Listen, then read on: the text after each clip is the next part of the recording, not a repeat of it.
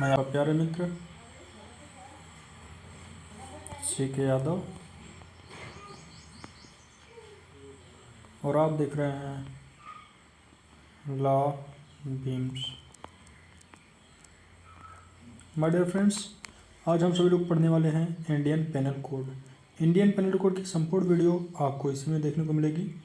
अगर आप मेरे चैनल पर नए हैं तो ज़्यादा से ज़्यादा लाइक करिए, शेयर करिए, सब्सक्राइब करिए और इसे 1 के सब्सक्राइबर तक पहुँचाइए। आज हम सभी इंडियन पेनल कोड की विभिन्न प्रकार की डेफिनेशन के साथ उसकी अलग अलग पार्ट्स, उसके अलग अलग जो एक्ट हुए उन सभी को अटेंड करते हुए चलेंगे और किसमें क्या डेफिनेशन किया गया उन सभी को देखेंगे। तो चलिए बिना समय गवाए शुरू करते हैं आज का class Indian penal code IPC। इससे पहले आपका law of tort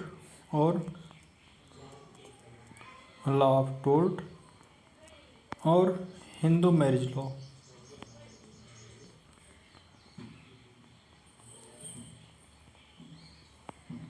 Hindu marriage law मैंने ऑलरेडी अपलोड कर दिया है। अगर आप इस चैनल पर नए हैं तो प्लेलिस्ट में जाकर के आप वहां से हिंदू मैरिज लॉ या मैरिज एक्ट और साथ में आप लॉ ऑफ टोर्ट आसानी से देख सकते हैं। हिंदू में ये दोनों वीडियो आपको महामैराथन है। तो चलिए बिना समय गवाए शुरू करते हैं आज का class Indian penal code. My dear friends, जैसा कि आप सब जानते हैं कि इंडियन पेनल कोड का प्रारंभ किया गया था 1860 में। ठीक है, इसके विभिन्न प्रकार के टॉपिक्स और उसके अलग अलग पार्ट्स हम लोग विधिवत अटेंड करते हुए चलेंगे। तो सबसे पहले देखते हैं कि इंडियन पेनल कोड जो है उसका डेफिनेशन क्या है। इंट्रोडक्शंस इंडियन पेनल कोड का। Indian penal code IPC is a colonial legislations. वह क्या है? कॉलोनियल लेजिस्लेशन कहलाता है। Which was retains as the main penal law of the country even after India became independence in 1947। मतलब भारत जब आज़ाद हुआ तब से लेकर के अब तक भारत में एक कानून लागू की गई जो 1947 से प्रारंभ हुई और इसे इंडियन पेनल कोड कहा गया। और ये लगभग 1860 में पहली बार इन्फोर्स में आया था 1 जनवरी 1862 में।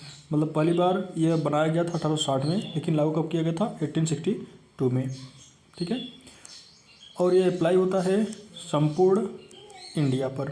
ये एक्सपेक्टेड इंडिया था जो आपका धारा 370 जो हटा 370A, उसके बाद ये संपूर्ण इंडिया पर अलॉट कर दिया गया।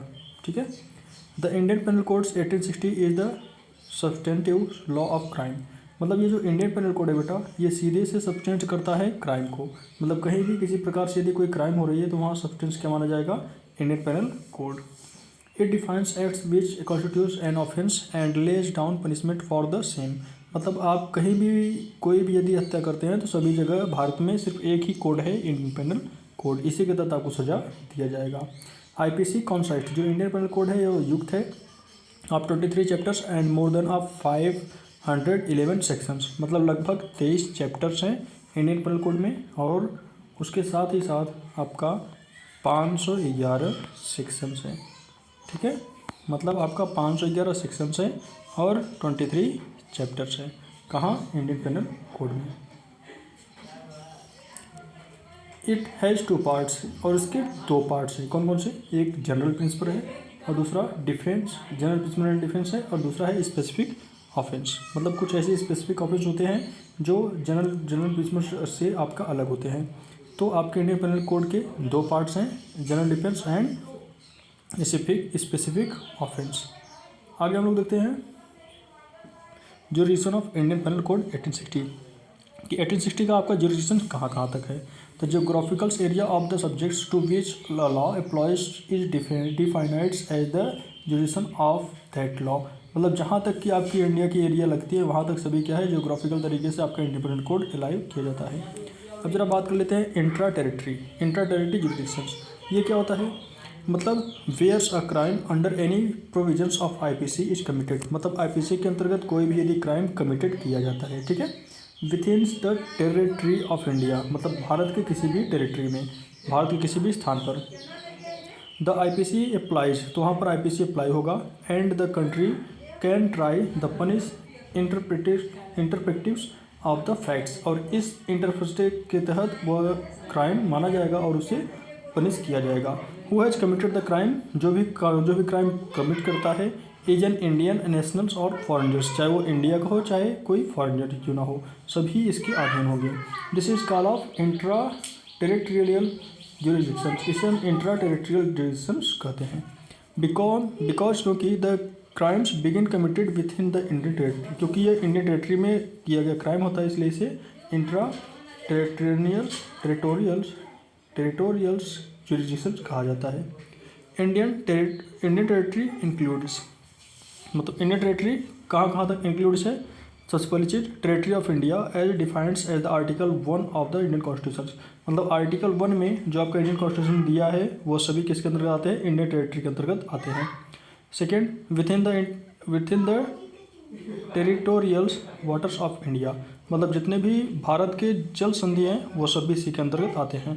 ऑन एनी शिप्स और aircraft eithers board by India and registered India, मतलब जितने भी इंडिया में आपके रजिस्टर्स एयरक्राफ्ट हैं या जितने भी शिप्स हैं सभी उसके अंतर्गत आते हैं, उस इसके मतलब इंडिया के जुरिडिक्शन के अंतर्गत आते हैं। जैसे एग्जांपल मान लीजिए, एक एग्जांपल है बहुत ही अच्छे समझने के लिए।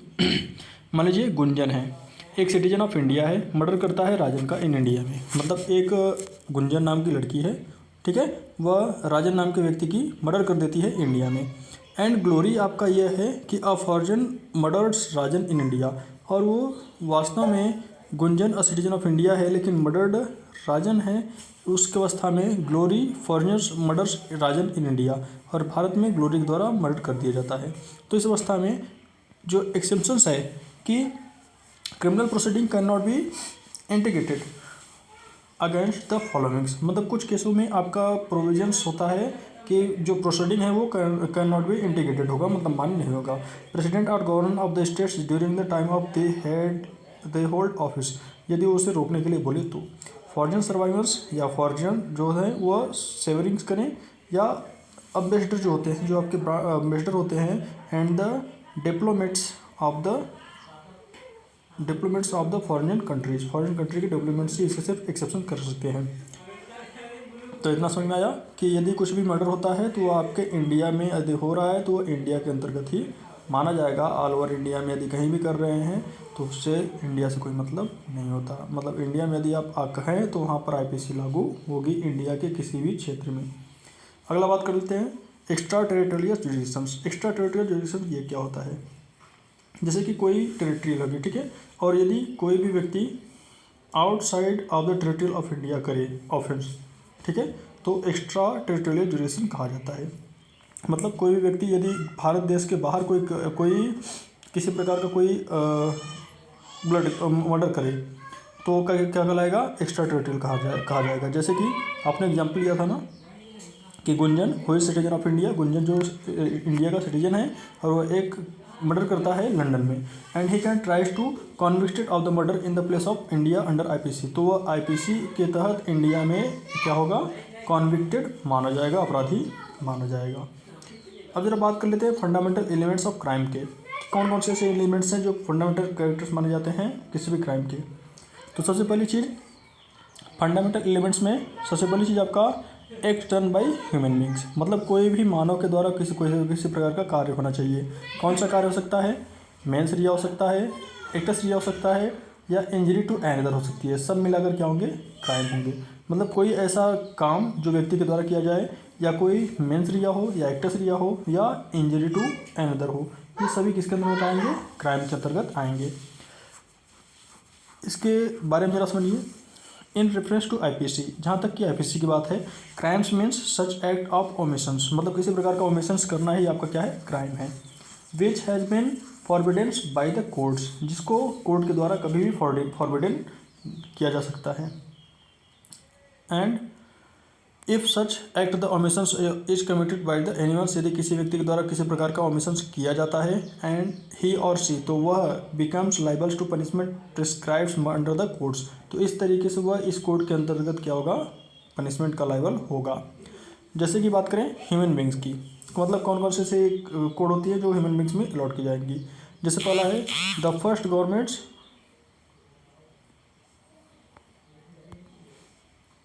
जैसे कि पहले की बात करें तो the first requirements of the omissions, जो कमीशंस का है उसका पहला रिक्वायरमेंट्स होता है ऑफ क्राइम का कि that the act must be committed by a human being, मतलब किसी आदमी के द्वारा कोई प्रकार का एक्ट किया जाना ह्यूमन बींग एक्ट कहलाता है। Only a human beings is the subject to IPC, सिर्फ और सिर्फ ह्यूमन बींग ही सब्जेक्ट होता है आईपीसी के अंतर्गत। अब जरा बात कर लेते हैं मेंस रिया और एक्टस रिया की।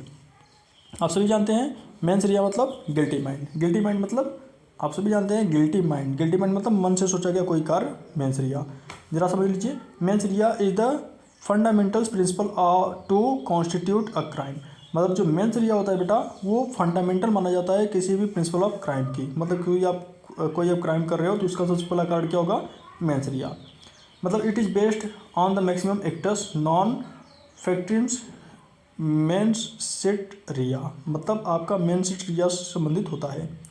इन सिंपल वर्ड, साधारण शब्द में कहें तो अ बैड इंटेंशन और guilty is an essential ingredients in every crime, मतलब किसी भी साधारण शब्द में कोई भी व्यक्ति यदि इंटेंशन रखता है या गिल्ट के बारे में सोचता है किसी भी क्राइम को ऑफेंस करने के लिए तो वो क्या होगा, वो हमेशा मेंस रिया होगा। अब जरा एग्जाम्पल के थ्रू सुनिए। हैप्पी सिंह एक ड्राइवर है, लॉरी ड्राइवर है, who ended up hittings by the killings of pedestrian के हेडिंग के कारण वह मर जाता है। कौन, हैप्पी सिंह।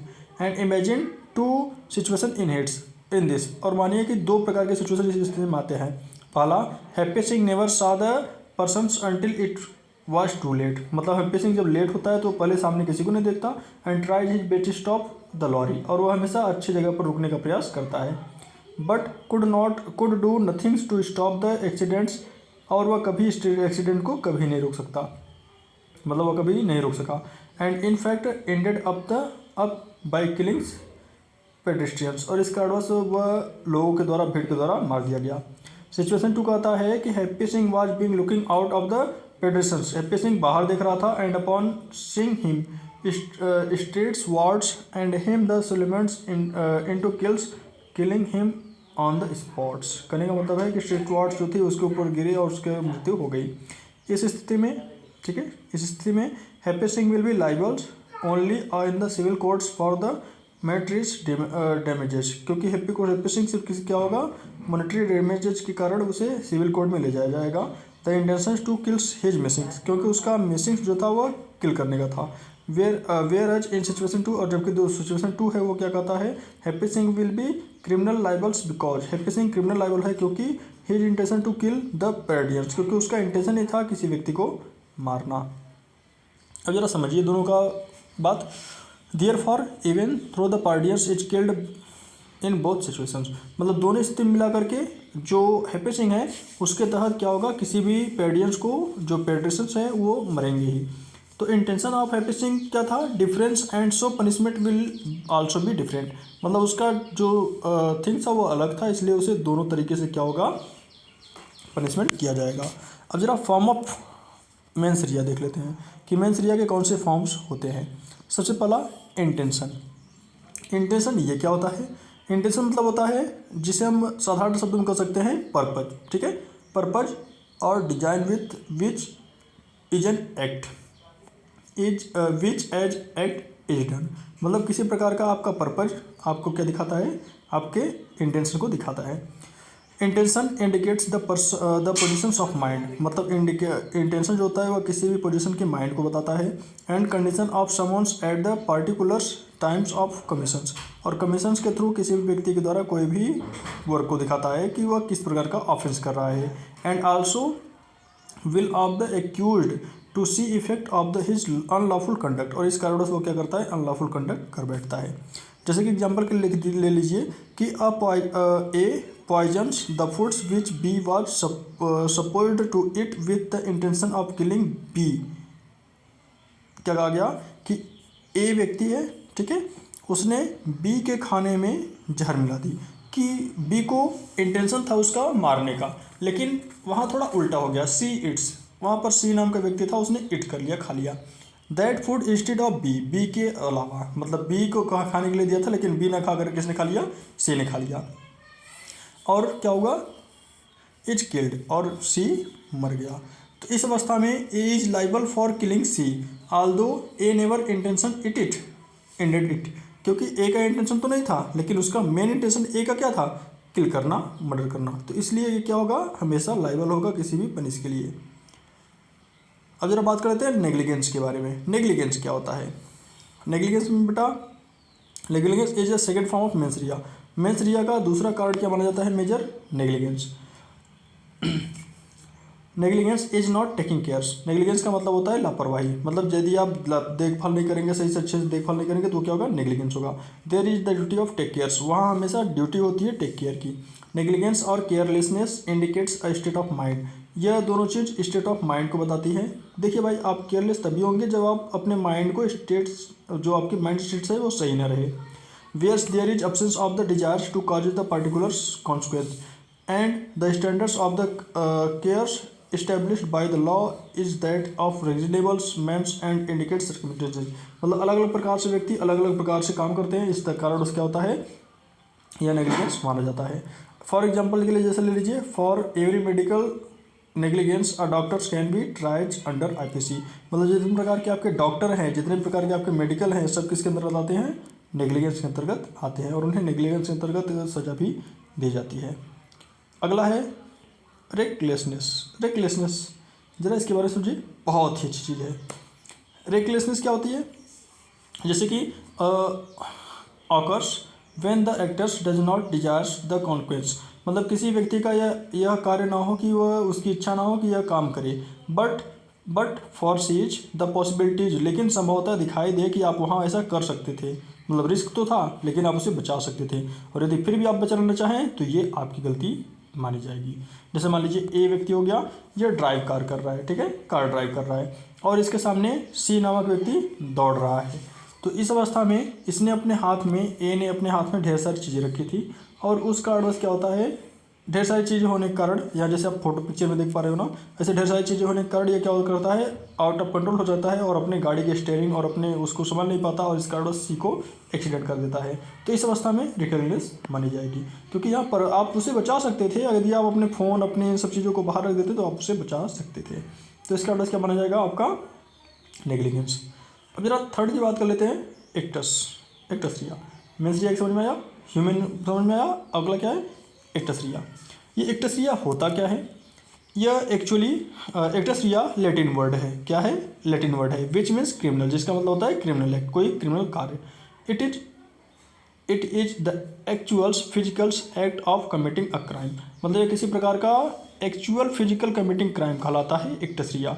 तो मेंस रिया समझ में आया। मेंस रिया क्या होता है, मेंस रिया सीधा सा मन से सोचा गया काम होता है, लेकिन एक्टस रिया आपके एक्ट से होता है।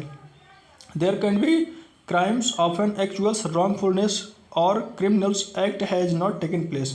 मतलब कहीं भी ऐसा कोई काम हो, घृणित कार्य हो, वो क्या होगा, कोई गलत जो कोई रॉन्गनेस काम होगा, रॉन्गफुल काम होगा, वो क्या होगा, एक्टस रिया।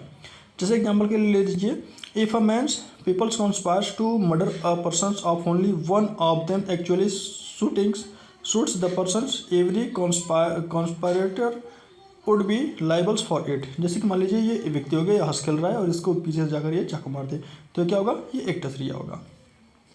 अगला है 4 number, injuries to another person. मतलब किसी अनदर पर्सन को यदि आप इंजरी करते हो तो वो भी क्या होगा, वो आपका क्राइम होगा, और वह क्या होता है, हमेशा एक्टस रिया के अंतर्गत आता है।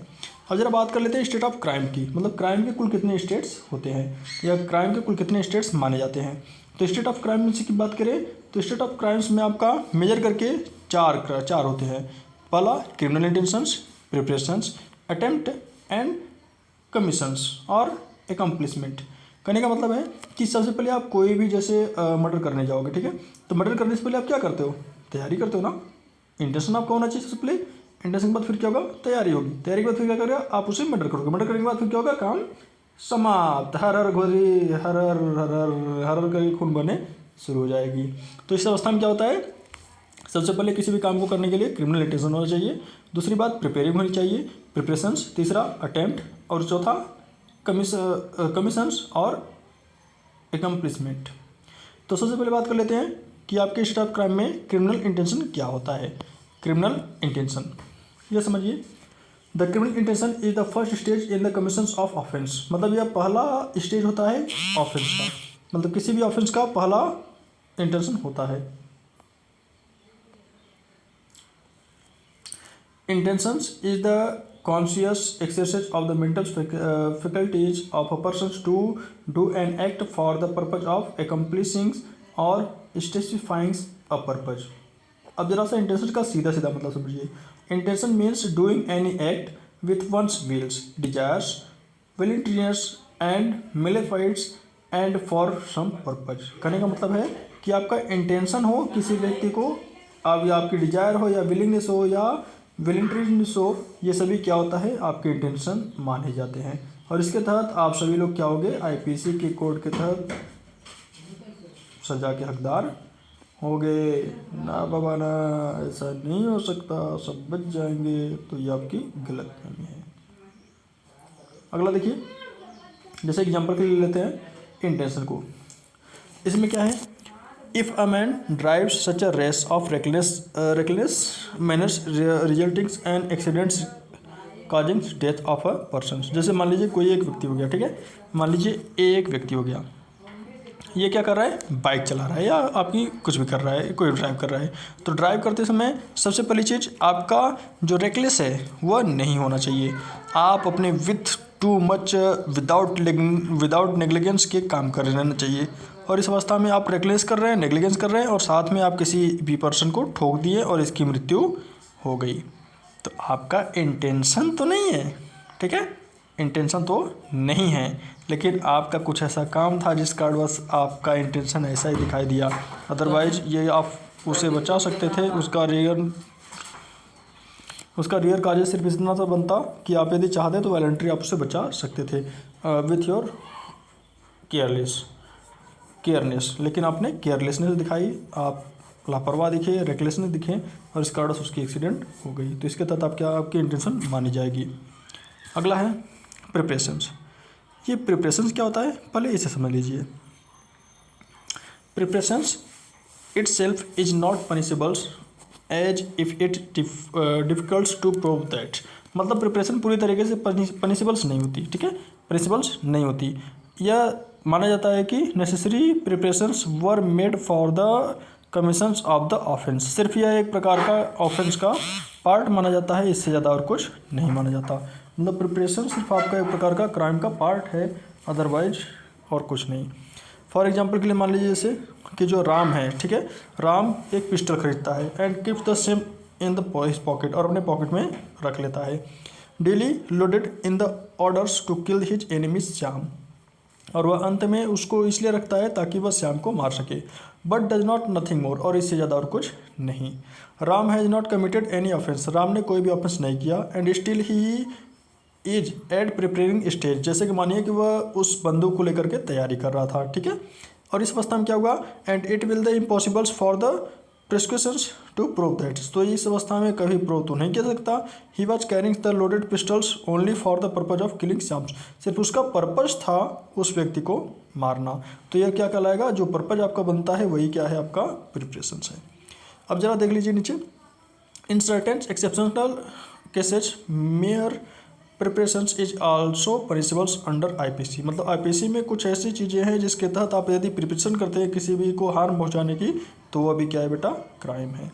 सबसे पहली चीज़, preparation to wage war against the governments. यदि आप गवर्नमेंट के खिलाफ कोई प्रिपरेशन करते हैं वार की, या आप किसी तरीके से गवर्नमेंट स्टाम्प को चुराते हैं या उसके कॉइन्स को चुराने का काम करते हैं, और प्रिपरेशन करते हैं किसी भी कॉन्फ्रेंस कॉइन्स को या उसके फॉल्ट डॉक्यूमेंट्स को, या आप किसी प्रकार से पनिशमेंट प्रिपरेशन करते हैं कमिट डिकॉइटी की, ठीक है. तो इस अवस्था में आप हमेशा पनिशेबल्स होंगे. अगला है अटेम्प्ट. Most important things. यदि आप कोई भी यदि आप क्राइम करेंगे तो सबसे पहले उसमें आपका अटेम्प्शन होना चाहिए. तो अटेम्प्ट में क्या है, attempt which is the third stage in the commissions of a crime. मतलब किसी भी क्राइम को करने का थर्ड स्टेज क्या माना जाता है, अटेम्प्ट, जो पनिशेबल्स है. Attempt has been called as the primary crimes. Attempt जो है वह प्राइमरी तरीके से क्या माना जाता है, क्राइम माना जाता है.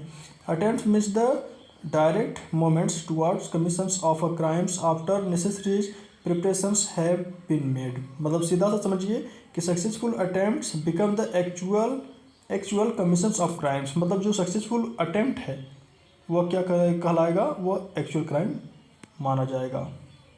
Otherwise it is just an attempt, अन्यथा यह सिर्फ अटेम्प्ट ही माना जाएगा। But he is guilty in both case, लेकिन दोनों केस में वो गिल्टी माना जाएगा। जैसे मान लीजिए ये ए हो गया, ये क्या सिलेक्ट हो रहा है, ये ए हो गया और ये बी हो गया, ठीक है। इसने अटेम्प्ट किया किसको, चाकू मारा बी को, ठीक है। इस अवस्था में उसने सिर्फ अटेम्प्ट किया। और सपोज करिए कि यदि ए ने बी को चाकू मारा लेकिन बी क्या हुआ, बी सेफ हो गया, मतलब बी बच गया, या बी को थोड़ी बहुत चोट आई लेकिन वह सेफ है, ठीक है, सेफ है। तो इस अवस्था में वो सेफ तो है, फिर भी ए क्या माना जाएगा, ए क्रिमिनल माना जाएगा, क्राइम माना जाएगा, क्योंकि यहाँ इसका जो वर्क था ए का, उसने अटेम्प्ट तो किया क्राइम को, लेकिन पूरी तरीके से क्राइम को अटेम्प्ट ना कर पाने के कारण उसने सिर्फ क्या किया, बी को चाकू तो मारा लेकिन बी बच निकला। इस अवस्था में वो हमेशा क्या माना जाएगा, ए क्राइम माना जाएगा, चाहे वो उसे पूरी तरीके से जान से मार दे, चाहे उसे सिर्फ अटेम्प्ट ही करे। अगला है कमीशंस ऑफ क्राइम्स और एकम्प्लिशमेंट। ये क्या होता है, the last stage of the commissions of crimes it is accomplishment, मतलब यदि अंतिम स्टेज माना जाए तो वो एकम्प्लिशमेंट माना जाता है किसी भी क्राइम का। If the accused succeeded in his attempt, यदि एक्यूज्ड पूरी तरीके से अपने काम में सफल हो जाता है, and the result is commissions of a crime, और अंत में परिणाम आया कि वह कमीशन ऑफ क्राइम कर चुका है, ठीक है। And he will the guilties of the offence, और इसलिए वह अंत में ऑफेंस का गिल्टी माना जाएगा। मतलब जैसे बी को मारा बच गया, लेकिन यहाँ बी पूरी तरीके से मर जाए तो वह अवस्था में वो क्या माना जाएगा, गिल्टी माना जाएगा। And it is attempt the unsuccessful, यदि उसका सक्सेसफुल नहीं होता है तो भी he will be guilty for the attempt only, वह सिर्फ अटेम्प्ट के लिए ही गिल्टी माना जाएगा इस अवस्था में। अब जरा बात कर लेते हैं presumptions of innocent and burdens of proofs, मतलब कौन कौन सी चीज़ होती हैं जो प्रिजम्पशंस को रोकते हैं, इनोसेंट को रोकते हैं किसी क्राइम के लिए। कमिटिंग ऑफ एनियर्स, इट मीन्स, इसका मतलब सिर्फ यह होता है कि आइज ऑफ द लॉ, मतलब जैसे कोई व्यक्ति मर्डर करते हुए किसी को देखा तो वो आइज ऑफ द लॉ होता है। And the accused person is innocent till it is proven, यदि यह सिद्ध हो जाए कि जो एक्यूज्ड पर्सन है वह सिर्फ इनोसेंट है और कोई उसका कारण नहीं था, तो इस अवस्था में बाय द प्रोसिक्यूशन के द्वारा so strong this is the presumptions that the orders to be rebutted, तो इसका एडवर्स वो ऑर्डर जो है वो रिब्यूट हो जाएगा। And presumptions and prosecutions must prove it beyond reasonable doubts and that the crimes are committing by the accused, ठीक है। आगे देखते हैं। अब जरा बात कर लें पनिशमेंट की। अभी तक हम लोगों ने क्राइम के बारे में बात किया, अब हम किसके बारे में बात करने जा रहे हैं, पनिशमेंट की। पनिशमेंट क्या होता है, किस तरीके की होती है, या कैसे कैसे अलॉट की जाती है। अब जरा हम लोग बात कर लेते हैं पनिशमेंट के बारे में, ठीक है।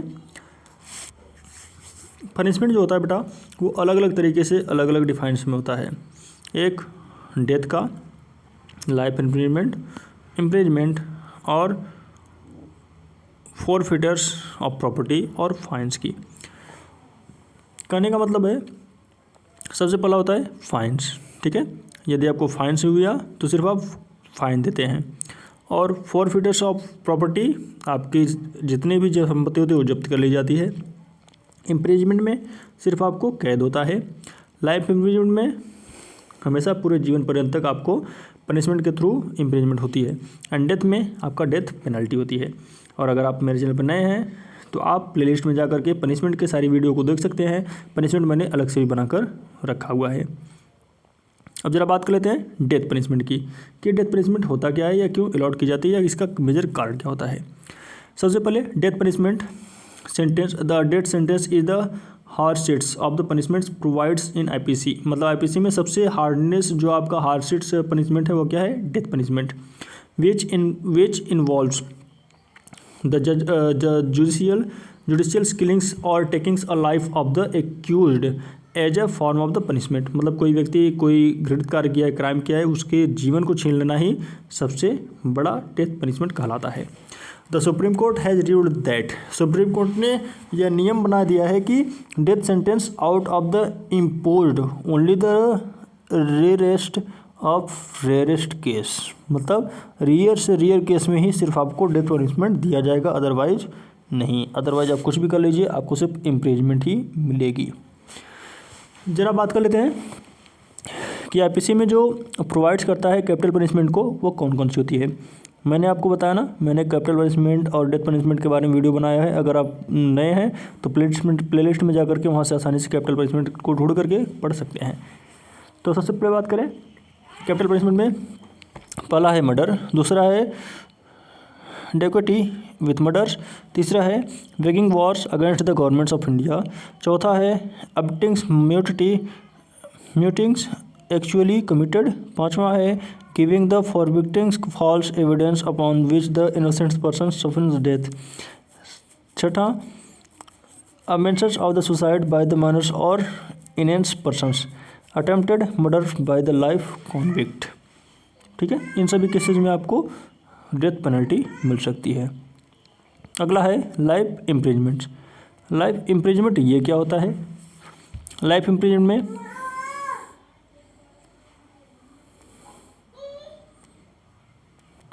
जरा हम लोग बात कर लेते हैं लाइफ इम्प्रिजमेंट की। तो imprisonment for the life means rigorous imprisonment that is till the last breath of the convict. कहने का मतलब है कि जब तक आपकी अंतिम सांसें हैं तब तक आप कहाँ रहेंगे? इम्प्रिजमेंट में रहेंगे। उसी को लाइफ इम्प्रिजमेंट कहा जाता है। यानी कि इन शॉर्ट कहें तो इन शॉर्ट का मतलब इतना है कि आपको जीवन पर्यंत जो कारावास होती है, आजीवन कारावास, उसी को लाइफ इम्प्रिजमेंट कहते हैं। तीसरा है ओनली इम्प्रिजमेंट। ठीक है, जो ओनली इम्प्रिजमेंट होता है इसके एक्चुअली रूप में दो पार्ट होते हैं, जिसे हम नेमली रिगोरियस इम्प्रिजमेंट कहते हैं और दूसरा सिंपल इम्प्रिजमेंट। रिगोरियस इम्प्रिजमेंट मतलब होता है हार्ड लेबर। हार्ड लेबर मतलब सश्रम कारावास। क्या होता है? सश्रम कारावास। इसका सीधा सा मतलब यह है कि आपको श्रम के साथ जो कारावास मिले, जैसे ईंटें पत्थर तोड़ना या वो करना, क्या नाम है, चक्की चक्की चलाना, ये सारी चीज़ों के साथ जो काम होता है वो सश्रम कारावास कहलाता है। और सिंपल इम्प्रिजमेंट सीधा सा ये होता है कि आपको सिर्फ और सिर्फ कारावास होगा और कुछ नहीं होगा। चौथा नंबर आपका forfeitures of property. Forfeiture property में क्या होता है? जो फॉर्चर्स होते हैं is the divestiture of the specific property without compensations in the consequence of the sums defaults or act forbidden by law. The court may order for forfeitures of property and the accused in the certain occasions. कहने का मतलब इतना है कि जो आपकी property जो जब्त कर ली जाती है उसी को फॉरफिटर्स ऑफ प्रॉपर्टी कहा जाता है, जिसे हम सीज कर देते हैं और उसे वहाँ पर किसी को अलॉट नहीं किया जाता। अगला है पाँचवा नंबर फाइन। मतलब कौन कौन से ऐसे रेयर केसेस बनते हैं जिसमें आपको फ़ाइन अलॉट की जाती है। तो फाइन में क्या होता है बेटा? फाइन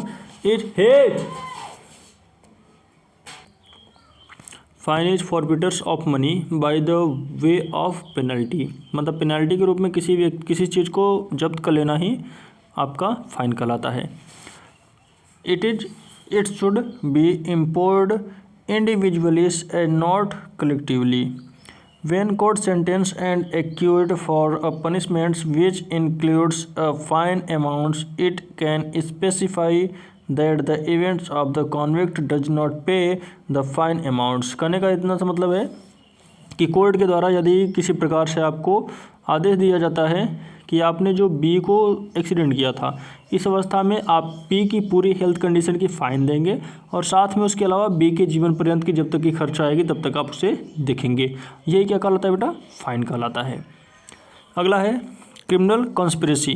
क्रिमिनल कॉन्स्पिरेसी के लिए कौन कौन से सेक्शंस इन्वॉल्व किए जाते हैं? तो सबसे पहला है इसमें 20A और 20B जो क्रिमिनल कॉन्स्पिरेसी की व्याख्या करते हैं। तो क्रिमिनल कॉन्स्पिरेसी की व्याख्या की बात की जाए तो सेक्शन 20A में किया जाता है। सेक्शन 20A में क्या होता है बेटा? व्हेन 2 और मोर पर्सन्स एग्री टू डू और काज टू बी डन। कहने का मतलब है कि जब भी कोई व्यक्ति किसी प्रकार का एक्ट करने के लिए बाधित होता है तो वह क्रिमिनल कॉन्स्पिरेसी कहलाता है। इसमें आपका एन इलीगल एक्ट हो सकता है और an act which is not legals by illegal means. कहने का इतना मतलब है कि यदि किसी प्रकार का आपका कोई भी एक्ट हो वो इलीगल होगा या आपका लीगल ना हो, वो सभी क्रिमिनल कॉन्स्पिरेसी के अंतर्गत आते हैं। Such as the agreements is designated by criminal conspiracy, वो सभी क्रिमिनल कॉन्स्पिरेसी कहलाते हैं। अब जरा एक एग्जाम्पल के थ्रू समझिए कि क्रिमिनल कॉन्स्पिरेसी है क्या। एक्सप्लेनेशन के रूप में जैसे कि मानिए कि आपका immaterials whethers the illegals act on the ultimate objects of such agreements is the merely incidentals to that objects. ठीक है, अगला है essentials of the criminal conspiracy. Criminal conspiracy के एसेंशियल्स क्या क्या माने गए हैं, मतलब कौन कौन से ऐसी कंडीशन है कि आपकी क्रिमिनल कॉन्स्पिरेसी मानी जाती है। यह आपको बताया गया था CBI versus R Venkat Krishnan के केस में, मतलब आर वेंकट कृष्णन के केस में यह क्लियर किया गया कि आपकी क्रिमिनल कॉन्स्पिरेसी क्या क्या होंगी। सबसे पहली चीज़, एन एग्रीमेंट्स बिटवीन 2 और मोर पर्सन्स, मतलब 2 व्यक्तियों के बीच पर्सन क्या हो, एग्रीमेंट हो। The agreements must related to doing or causings to be done eithers legals or illegals. कहने का मतलब है कि वह लीगल हो या इलीगल हो, लेकिन क्रिमिनल कॉन्स्पिरेसी के अंतर्गत एग्रीमेंट हो तो वो क्या कहलाएगा, एसेंशियल ऑफ क्रिमिनल कॉन्स्पिरेसी। तीसरा, there should be an act done in the pursuance of the conspiracy is in addition to the governments. In simple word, the parties should have done some habeas acts in fulfillments of that agreements। मतलब सीधी सी बात है कि यदि किसी प्रकार के agreement को attend करते हैं और उसके बाद किसी प्रकार से कोई कार्य करते हैं तो सभी क्या होगा, क्रिमिनल कॉन्स्पिरेसी होगी। ये आपके 2 मेजर केसेस हैं, आप इसको पढ़ लीजिएगा, उसे ये इंपॉर्टेंट है नहीं लेकिन फिर भी आप इसे देख लीजिएगा। R Venkataraman versus Venkat Krishnan versus CBI, और एक आपका था NCT of Delhi versus Navjot Sandhu. ठीक है, पार्लियामेंट्री टैग केस था।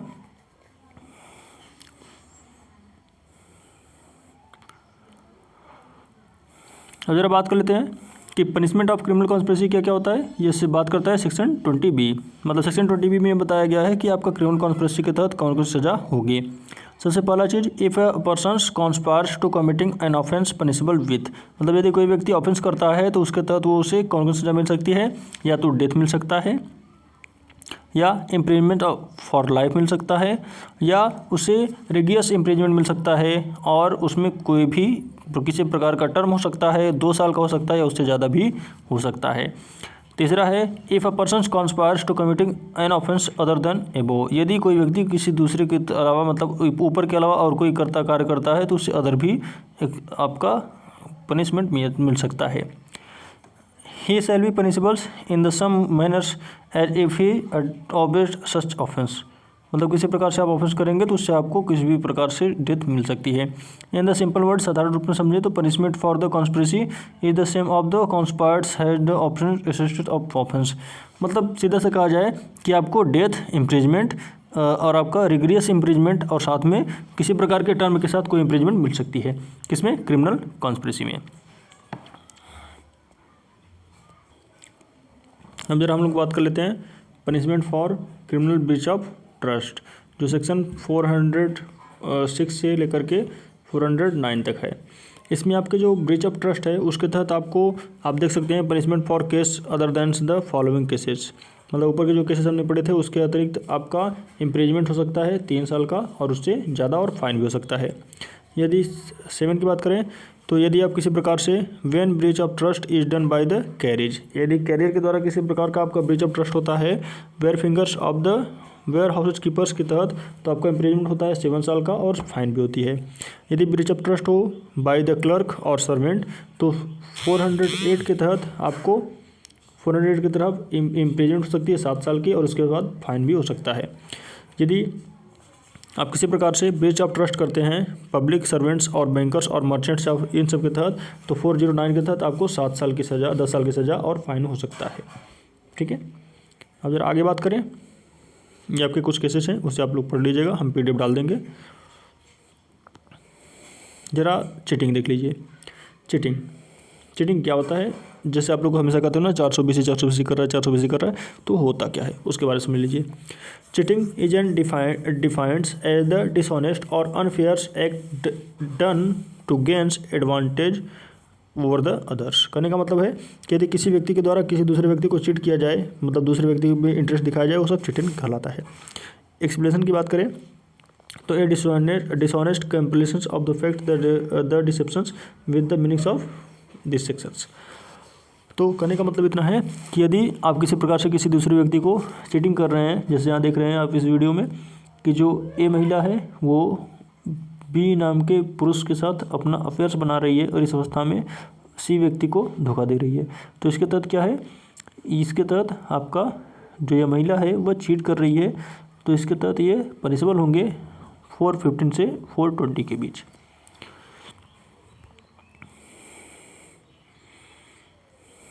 चीटिंग का मेन इंग्रेडिएंट क्या होता है, पहले उसे देख लीजिए।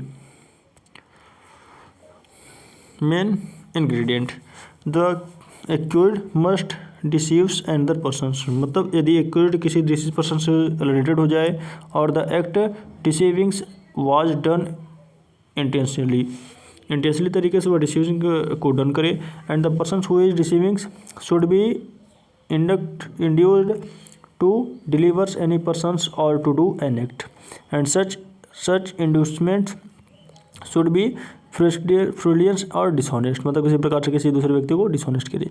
जैसे कि इसमें एक केस था, a banker employees when an accomplice of the signatures of the drawn passes a checks there may be negligence results in the loss of the bank and can it be held as a cheating। तो judgement ने कहा कि yes it was held that negligence is the duty without any dishonest intentions can not be amount of cheating. ठीक है, अगला है cheating bye पर्सनेशंस। ये आप लोग देख लीजिएगा, कुछ वैसे खास नहीं है। जरा बात कर लेते हैं चीटिंग और पनिशमेंट में अंतर क्या होता है। चीटिंग हो तो कौन कौन से पनिशमेंट आपको मिल सकता है। तो इसमें आपका सबसे पहला चीज़ punishments for the cases other than the following cases, मतलब जो ऊपर के केसेज थे उसके अतिरिक्त अगर कोई केस है तो 417 के तहत इम्प्रिजमेंट होती है 1 ईयर की और आपका फाइन। दूसरा, if the person who is bonds to protect other persons interesting cheats that persons will the known that act will be causes wrongful loss to the party, तो इस अवस्था में 3 ईयर्स का आपको इम्प्रिजमेंट होता है। And punishment for the cheatings by presentations, तो उसके तहत 419 के तहत 3 ईयर का जेल। Where cheatings leads to the dishonest including delivery of property, तो 7 ईयर का। डिलीवरी ऑफ प्रॉपर्टी के तहत यदि आप कुछ करते हो तो आपका उसके तहत होता है। और यदि बात करें किसी प्रकार से आप किसी व्यक्ति को फ्रॉडलेंट करते हैं डिट्स को या डिस्पोजिशन करते हैं किसी प्रॉपर्टी को, तो वो 421 से 424 के तहत आपका चीटिंग के केस में अंडरग्रेड किया जाता है। तो ये हम लोगों का लास्ट वीडियो था। अब इसके बाद हम लोग कल अटेंड करेंगे the code of criminal procedures. My dear friends, आप देख रहे थे लॉ बीम्स।